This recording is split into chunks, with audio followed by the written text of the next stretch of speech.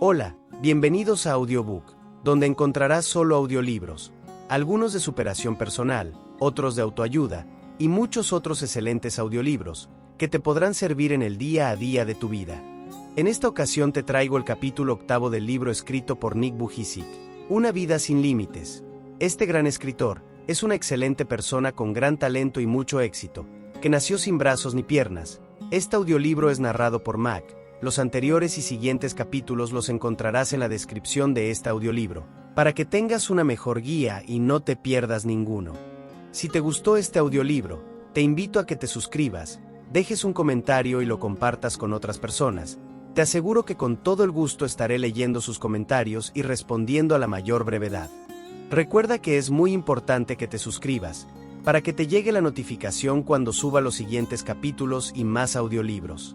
Comencemos. Capítulo 8. El chico nuevo del vecindario. Cuando mi familia se mudó de Australia a Estados Unidos, yo tenía 12 años. Me daba terror tener que comenzar en un nuevo lugar en donde no tenía amigos. Cuando estábamos en el avión, camino a nuestro nuevo país, mis hermanos y yo practicamos nuestro acento estadounidense para que no nos fueran a molestar cuando les habláramos a los nuevos compañeros de clase. No podía hacer nada respecto a mi peculiar cuerpo, pero supuse que podía enfocarme en mi acento. Después descubrí que a la mayoría de los estadounidenses les encanta el acento australiano. Tan solo unos años antes, Cocodrilo Dundee había sido un gran éxito. Como trataba de sonar igual que mis compañeros, desperdicié grandes oportunidades de impresionar a las chicas. Aquel era el primer gran desafío de mi vida, y tratar de sonar estadounidense no fue mi único error. Mi nueva escuela se llamaba Secundaria Lindero Canyon y se encuentra al pie de las montañas en Santa Mónica, no muy lejos de donde vivo ahora. Era una escuela excepcional, pero tuve problemas al principio. Es ya bastante difícil, para cualquier chico mudarse, cambiar de escuela o hacer nuevos amigos mientras está creciendo. Además de la problemática que implicaba ser el nuevo, pues yo no me veía como un chico normal. Era el único estudiante que estaba en silla de ruedas y el único que necesitaba un asistente escolar. La mayoría de los chicos se preocupa de que se burlen de ellos por tener un grano. Imagínate mi preocupación. En mi primera escuela en Melbourne, ya había batallado para ser aceptado en Australia, y sucedió lo mismo cuando me mudé a Brisbane. Invertí mucha energía en convencer a mis compañeros de que era un niño cool y que debían juntarse conmigo. Ahora me vería forzado a comenzar de nuevo. Cambios. A veces cuando sufrimos transiciones, no reconocemos el efecto que tienen en nosotros. Sin importar cuán sencilla sea la transición, el estrés, la duda, incluso la depresión, son algunos de los resultados que pueden surgir cuando nos sacan de nuestra zona de comodidad. Tal vez tengas un alto sentido del propósito, grandes esperanzas, fe, una fuerte noción de lo que vales, una actitud positiva, el valor para enfrentar tus miedos y la habilidad de levantarte después de los fracasos. Pero si te desmoronas, cuando llegan los inevitables cambios que la vida siempre trae consigo, nunca podrás seguir adelante. A menudo, nos resistimos al cambio, pero en serio, ¿quién querría una vida sin movimiento? Algunas de nuestras mayores experiencias, el crecimiento y las recompensas nos llegan como resultado de un cambio de lugar, de empleo, de materia de estudios o de pareja. Nuestras vidas son una progresión de la infancia a la adolescencia, a la adultez y a nuestros años de vejez. Sería imposible no cambiar, y también extremadamente aburrido. A veces tenemos que ser pacientes porque no podemos controlar o influir en el cambio, y porque los cambios que deseamos no suceden cuando lo esperamos. Hay dos tipos de cambios que por lo general, logran hacernos perder el balance en la vida. El primero nos ocurre a nosotros, el segundo, pasa en nuestro interior. El primero no lo podemos controlar, pero el segundo, podríamos y deberíamos controlarlo. Cuando mis padres decidieron que nos mudaríamos a Estados Unidos, yo no pude dar mi opinión al respecto. Sucedió lo mismo cuando nací sin brazos ni piernas. Ambos fueron acontecimientos que estaban más allá de mi poder. Sin embargo, así como pasó con mi discapacidad, lo que sí tenía era el poder de determinar cómo enfrentaría la mudanza a Estados Unidos. Por consiguiente, decidí aceptarlo y dedicarme a sacar lo mejor de la experiencia. Tú también posees esta habilidad de lidiar con los cambios inesperados en la vida. Cuando algunos cambios que no esperabas afectan tu situación, es común que te ciegues a las posibilidades. Cuando fallece alguien amado, cuando se pierde un buen empleo, cuando te enfermas o sucede un accidente, a veces no logras reconocer que se acerca un suceso que cambiará tu vida dramáticamente. El primer paso que hay que tomar para dominar las situaciones no deseadas es permanecer alerta y reconocer que estás a punto de entrar a una nueva fase de tu vida. El solo hecho de estar consciente de la situación te ayuda a disminuir el estrés. Piensa cosas como, bien, todo esto es nuevo, va a ser un poco raro, pero debo mantenerme en calma. No debo entrar en pánico, debo ser paciente. Yo sé que no hay mal que por bien no venga. Cuando nosotros nos mudamos a Estados Unidos, yo tenía mucho tiempo para pensar en la forma que cambiaría nuestras vidas. Sin embargo, en algunos momentos llegué a sentirme abrumado y desorientado. A veces me daban ganas de gritar, quiero regresar a casa y vivir mi vida real. Siento mucho decirte esto, amigo, pero tú también vas a pasar por momentos así. Ahora, cuando miro en retrospectiva, encuentro hasta cierto humor en los hechos, en especial porque ahora adoro vivir en California. Con suerte, tú también llegarás a reírte de ti mismo algún día. Debes entender que el enfado y la frustración son emociones naturales que aparecen cuando atraviesas por una transición importante. Sé un poco indulgente y date tiempo para adaptarte. De vez en cuando también resulta muy útil prepararse para cambios inesperados. Es como mudarse a una nueva ciudad. Tienes que darte tiempo para encontrar tu camino, para aclimatarte y descubrir que si tienes ahí un lugar para ti. Espera lo inesperado. Desde el principio y en las primeras semanas que pasé en Estados Unidos, el choque cultural tuvo un efecto en mí. De hecho, el primer día de escuela entré en pánico cuando vi que todo el grupo se ponía de pie para recitar el juramento de lealtad. En Australia no hacíamos nada así. Sentí como si me hubiese unido a un club en el que no había lugar para mí. Luego, un día sonaron las alarmas y los maestros nos dijeron que nos resguardáramos bajo los escritorios. Yo pensé que los alienígenas nos estaban atacando, pero era solamente un simulacro de terremoto. ¿Terremotos? Por supuesto que también me miraban con nerviosismo. Me hacían preguntas groseras y hacían comentarios raros sobre mi carencia de extremidades. No podía creer la curiosidad que les causaba a los chicos de primaria estadounidenses saber cómo manejaba el asunto de ir al baño. Yo oraba para que hubiese un terremoto, tan solo para acabar con las interminables preguntas sobre mis prácticas en el sanitario. También tuve que ajustarme al constante cambio de salones para tomar las distintas materias. En Australia nos daban todas las materias en el mismo salón. No teníamos que andar saltando todo el día como canguros en el nunca nunca. En la secundaria Lindero Canyon parecía que nos la pasábamos saltando de un salón a otro sin parar. Yo no estaba lidiando muy bien con este trascendente cambio. A pesar de que siempre había sido un buen estudiante, muy pronto mis compañeros me dejaron atrás. En los grupos ordinarios de primer grado no tenían lugar para mí, así que me colocaron en un programa avanzado. Mis calificaciones comenzaron a caer. Ahora que lo pienso, me doy cuenta de que solo estaba estresado, pero ¿cómo no iba a estarlo? Acababan de empacar mi vida entera en una maleta y la habían mandado al otro lado del mundo. Ni siquiera teníamos una casa propia. Papá trabajaba con el tío Bata y viviríamos con él y su familia en su enorme casa hasta que pudiéramos encontrar una casa para nosotros. No veía mucho a mis padres porque estaban muy ocupados buscando trabajo, trasladándose de un sitio a otro o buscando un lugar para vivir. Lo odié, me sentía abrumado emocional, mental y físicamente. Por consiguiente, me convertí en una tortuga y me replegué hacia el interior de mi caparazón. En los recreos y en los descansos, me quedaba solo. A veces me escondía entre los arbustos que estaban cerca del patio. Pero mi lugar favorito para ocultarme era uno de los salones de música que supervisaba el señor McKagan, maestro de música y director de la banda. El señor McKagan todavía trabaja en Lindero Canyon y es un maestro tremendo. Era súper popular, como si fuera una estrella de rock en la escuela. Tenía 8 o 9 grupos al día. Su hermano, Duff, es un bajista legendario que ha tocado con Guns N' Roses y otras bandas de rock importantes. Ese era otro aspecto peculiar de haberse mudado de Australia a California. Sentía que habíamos abandonado una existencia familiar perfectamente normal para aterrizar en un reino con una cultura popular surrealista. Vivíamos justo en las afueras de Los Ángeles y Hollywood, por lo que siempre nos encontrábamos estrellas de cine y televisión en la tienda de abarrotes o en el centro comercial. La mitad de mis compañeros de clase deseaban convertirse en actores. Después de clases podía encender el televisor y ver a un simpático chico de mi grupo de historia, Jonathan Taylor Thomas, sobreactuando en el popular programa Home Improvement. Mi vida se había visto alterada de tantas formas que yo me sentía agotado. Había perdido toda la confianza que tanto trabajo me había costado reunir. Mis compañeros australianos ya me habían aceptado, pero Estados Unidos era una tierra extraña en donde yo era un extraño con un acento extraño y un cuerpo todavía más extraño. O por lo menos, así es como me sentía entonces. El señor McKagan notó que yo me escondía en los salones de música e intentó animarme a salir y convivir con los otros estudiantes. Pero era imposible motivarme en ese momento.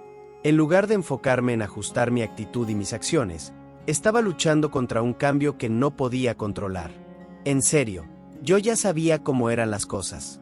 Solo tenía 12 años, pero ya había aprendido a enfocarme en mis cualidades en lugar de en mis defectos. Había aceptado mi carencia de miembros y había logrado convertirme en un niño bastante feliz y autosuficiente. Pero el cambio me sacó totalmente de la cancha.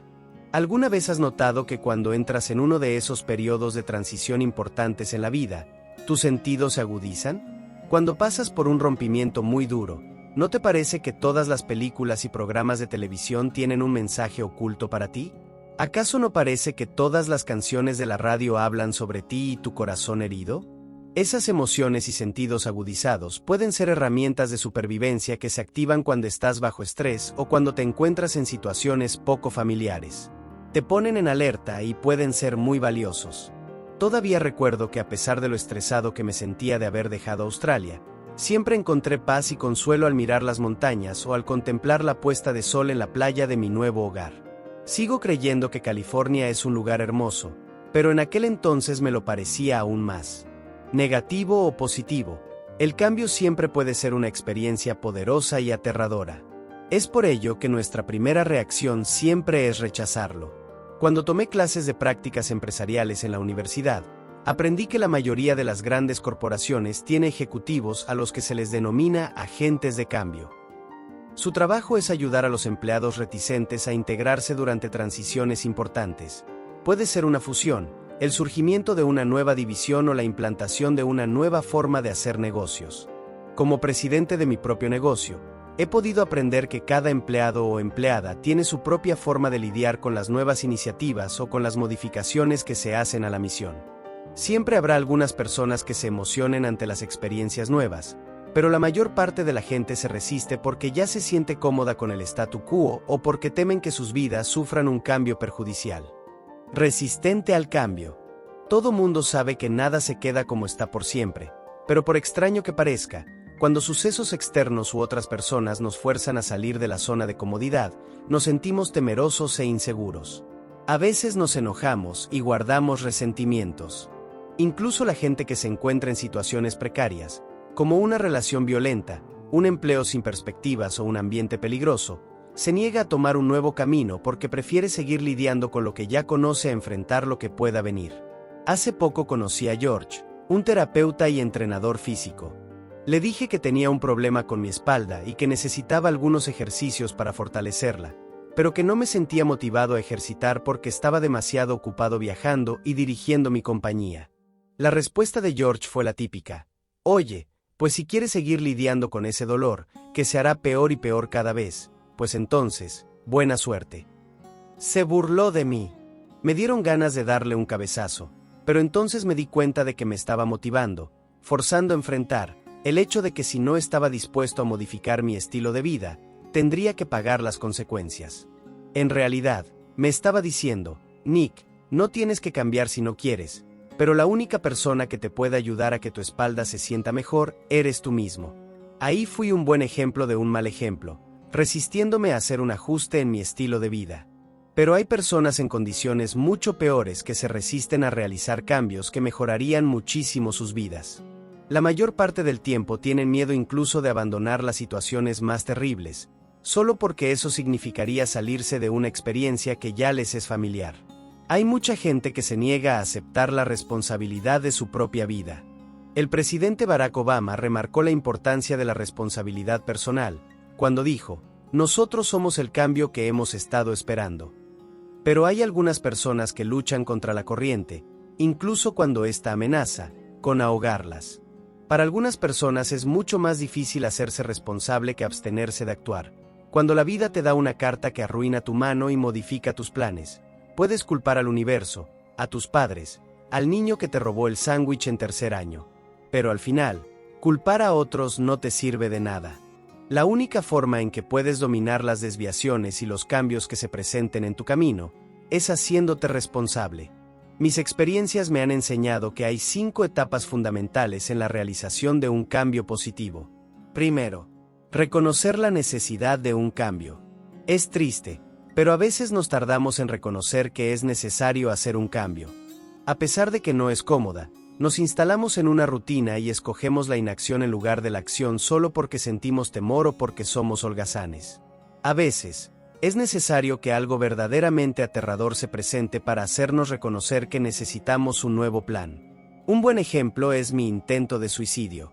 Yo había estado sobrellevando la vida por años, y poniendo cara de valiente la mayor parte del tiempo, pero dentro de mí, había pensamientos ocultos que me perseguían. Pensaba que si no podía modificar mi cuerpo, sería mejor acabar con mi existencia. Cuando llegué al punto en que casi me permito ahogarme, reconocí que era el momento de hacerme responsable de mi propia felicidad. Segundo, imagen de algo nuevo. Hace poco, Ned, un amigo mío, tuvo que enfrentar la penosa tarea de convencer a sus padres de abandonar la casa en donde habían vivido por 47 años para mudarse a un centro para personas mayores, o sea, un asilo. La salud de su padre no estaba muy bien, y la carga de cuidar de él también había puesto en peligro la vida de su madre. Sus padres no querían irse, preferían quedarse en su hogar, rodeados de los vecinos a quienes ya conocían. Aquí nos sentimos felices, ¿por qué habríamos de irnos?, dijeron. Ned tuvo pláticas con sus padres durante un año antes de lograr convencerlos de visitar una comunidad muy agradable para gente mayor. La comunidad se encontraba a unas cuadras de su casa. Los padres de Ned ya se habían formado una imagen de las casas para viejos, lugares horribles y fríos en donde la gente vieja se va a morir. Pero en lugar de eso, encontraron un lugar limpio, cálido y agradable para vivir, en donde ya se encontraban varios de sus antiguos vecinos, viviendo y disfrutando de días muy provechosos.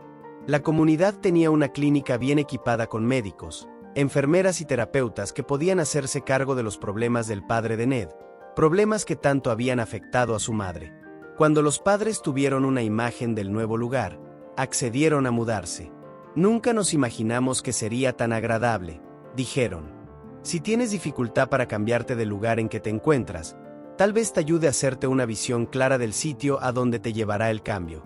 Esto puede implicar el explorar un área, tratar de hacer nuevas relaciones o perseguir a alguien que desempeña una carrera que te gustaría estudiar. Cuando estés más familiarizado con la nueva situación, será más fácil abandonar la anterior. Tercero, dejar atrás el pasado. Para mucha gente, esta etapa es muy difícil. Imagina que estás escalando un muro de piedra en las montañas. Estás a la mitad del camino, a cientos de metros sobre el valle. Acabas de llegar a una pequeña saliente. Es aterrador y sabes que si el viento levantara o comenzara una tormenta, serías bastante vulnerable. Pero estando en la saliente, tienes por lo menos una sensación de seguridad. El problema es que para seguir subiendo o para bajar de nuevo, tienes que abandonar la seguridad de la saliente y buscar otra pequeña plataforma. Si estás escalando o pensando en tomar un nuevo camino en la vida, el reto es dejar esa tenue sensación de seguridad. Tienes que dejar tu base anterior y aferrarte a la nueva. Muchas personas se paralizan en esta etapa, o tal vez, comienzan a hacer el movimiento, pero luego se espantan y salen huyendo como gallinas. Si te encuentras en esa situación, solo imagina que estás subiendo una escalera. Para moverte al siguiente escalón, debes dejar el que estás y subir el siguiente. Sueltas, alcanzas y te levantas, paso a paso. Cuarto, establecerse. Esta etapa puede ser muy confusa para algunas personas. Tal vez ya dejaron atrás el pasado, pero hasta que no alcancen un nuevo estado de comodidad, se sentirán tentados a volver a la situación anterior. Es la etapa en la que dices, muy bien, aquí estoy, ¿y ahora qué?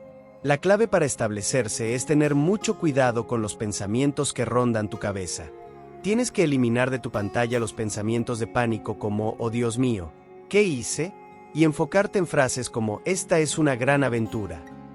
Durante los primeros meses que pasé en Estados Unidos cuando era niño, batallé terriblemente en la etapa de aceptación. Pasé muchas noches y días retorciéndome en la cama, inquieto por mi nuevo ambiente. Me escondía de los otros estudiantes porque temía el rechazo y la burla. Pero lenta y gradualmente, pude llegar a disfrutar de ciertos aspectos de mi nuevo hogar. Por lo pronto, aquí también tenía primos, solo que nunca antes los había tratado. Mis primos en Estados Unidos resultaron ser gente grandiosa.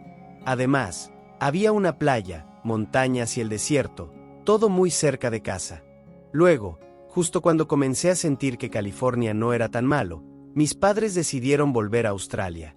Cuando crecí y terminé la universidad, volví de inmediato a California y ahora se ha vuelto un hogar para mí. Quinto, sigue creciendo. Esta es la mejor etapa de una transición exitosa. Ya diste el salto y ahora es momento de crecer en tu nuevo ambiente. El hecho es que no puedes continuar creciendo si no enfrentas cambios. Aunque el proceso puede ser muy estresante y doloroso en el aspecto emocional y físico, por lo general, el crecimiento vale la pena. He podido constatar eso en mi negocio. Hace algunos años tuve que reestructurar la compañía. Eso implicó despedir a algunas personas y yo soy terrible en ese aspecto. Lo odio. Soy un tipo más bien gentil, no el típico mala leche al que le gusta dar malas noticias a la gente que quiere. Todavía tengo pesadillas en las que despido a personas a las que había llegado a conocer y estimar como amigos. Pero cuando reflexiono, me doy cuenta de que la compañía jamás habría crecido si no hubiera llevado a cabo aquellos cambios. Ya recogimos los beneficios, pero no podría decir que me dio gusto despedir a aquellos empleados. Todavía los extraño. El dolor que produce crecer es un signo de que te estás estirando y de que alcanzarás nuevas alturas.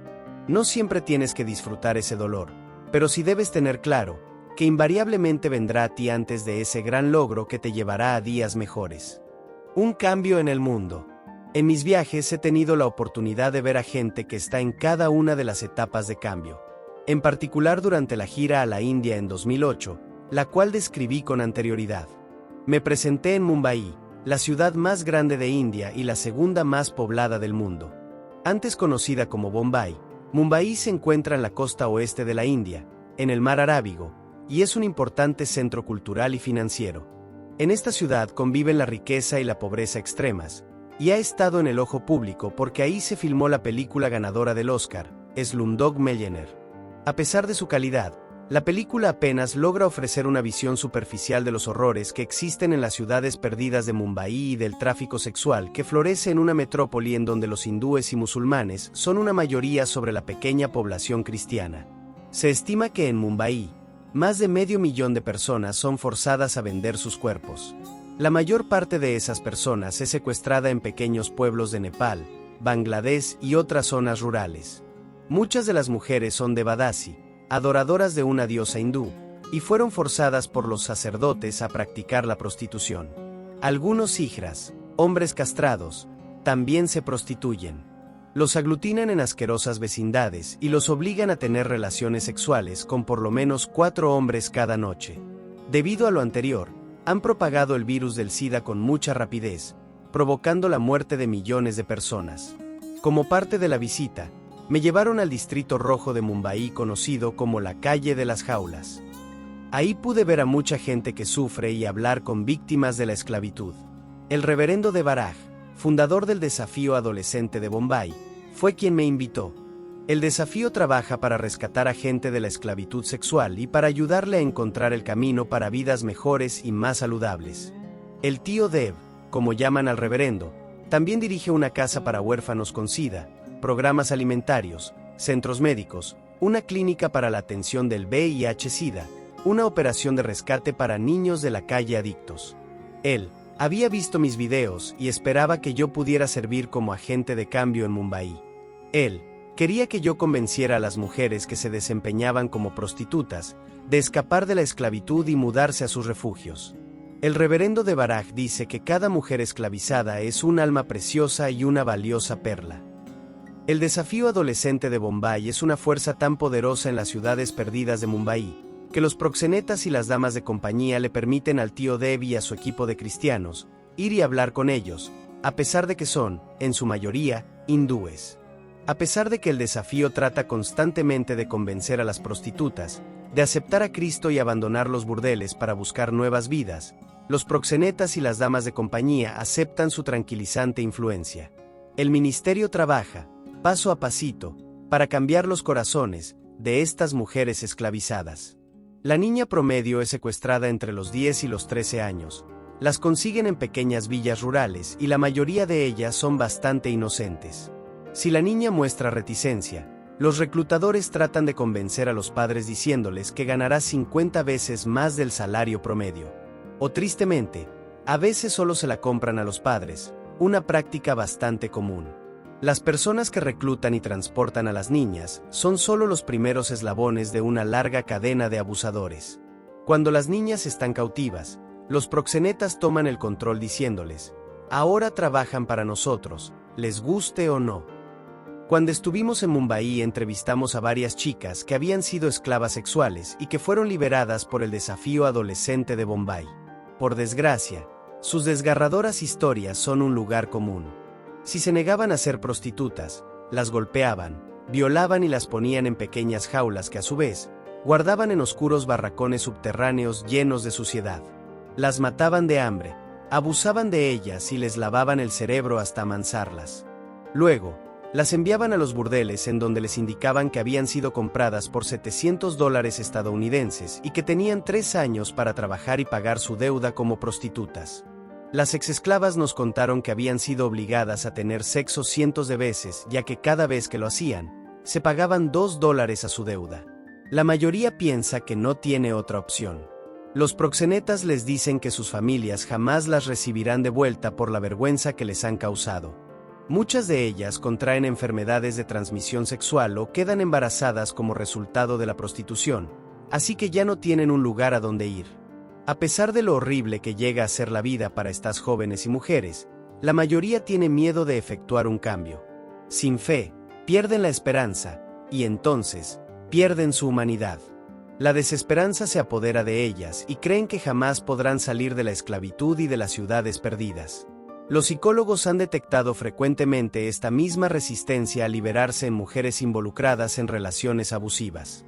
Tal vez tienen pena y dolor, pero se niegan a abandonar al abusador porque tienen más miedo de lo desconocido. Han perdido su capacidad de soñar en una vida mejor, así que no pueden siquiera imaginarla. Ahora bien, para ti puede ser muy claro que estas esclavas sexuales deberían escapar de sus terribles vidas, pero ¿alguna vez has podido ver tu situación personal con tanta claridad? ¿Alguna vez te has sentido atrapado por las circunstancias para después descubrir que la única trampa era tu falta de visión, de valor o tu incapacidad de ver que tenías mejores opciones? Para realizar un cambio debes ser capaz de visualizar lo que está del otro lado. Debes tener esperanza y fe en Dios y en tu habilidad para encontrar algo mejor.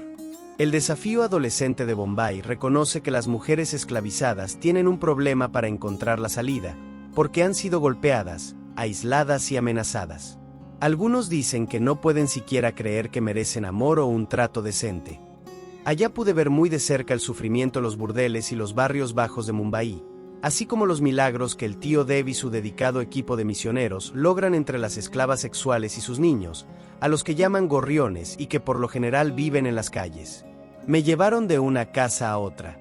En la primera me presentaron a una anciana que se levantó lentamente del suelo cuando entramos.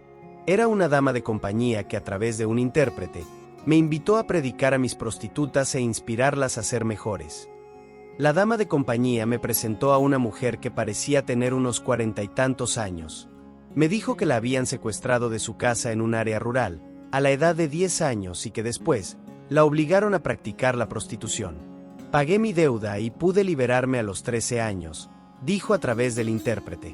Salí a la calle por primera vez. Me golpearon y me violaron. De cualquier forma, logré regresar a mi familia, pero ellos ya no querían tener nada que ver conmigo. Regresé aquí y volví a trabajar como prostituta. Luego tuve 2 hijos y uno murió. Hace 2 días me enteré de que tengo SIDA, así que mi padrote me despidió. Ahora tengo un niño que cuidar y no puedo ir a ningún lugar. Desde nuestra perspectiva, tú y yo podemos ver que ella tenía opciones. Sin embargo, desde sus cerradas circunstancias, a ella le parecía que no había alternativa. Debes entender que en ocasiones, no serás capaz de ver que tienes una salida, pero el cambio siempre es plausible. Cuando no puedes encontrar un sendero alternativo, debes pedir ayuda. Busca la guía de personas que cuenten con una perspectiva más amplia.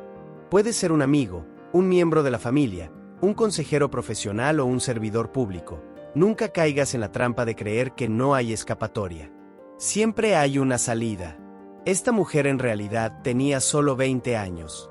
Recé con ella, le dijimos que podía abandonar el prostíbulo y vivir en un refugio provisto por el Desafío Adolescente de Bombay, que también recibiría tratamiento médico en la clínica.